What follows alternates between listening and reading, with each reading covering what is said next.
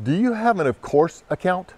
Hi, my name is Ed Riggins, but most people just call me Riggle. Welcome back to Thoughts for Thursday, and welcome to this beautiful single family home neighborhood I'm walking through down here in Rosemary Beach, Florida. We're staying in a condo across the street, but I'm out taking a walk, and being among all these houses reminds me of something that we did when we had our house, a freestanding house, when we lived in Atlanta. We set up this thing called an of course account, because of course you're going to have to replace your roof every several years, or maybe 10, 15 years, however long roofs last. You're going to have to replace the paint. You have to repaint your house inside and out after a few years.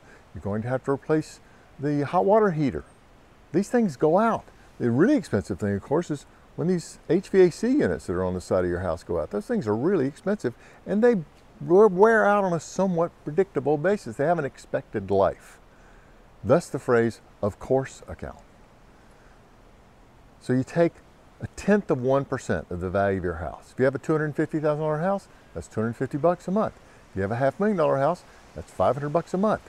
And you set it aside automatically every month to account for these things. Some years ago, you may have seen this study that came out that said many Americans can't afford a $400 emergency. And the things they listed as emergencies were not emergencies at all. They were inevitabilities for the most part. This is a way of accounting for that. Having an of course account does two things. It means that when these things break, you're going to say of course.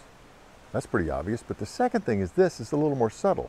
That monthly expense that you're going to set up on an automatic basis and put into a separate account is going to crowd out other expenses that you might otherwise take on.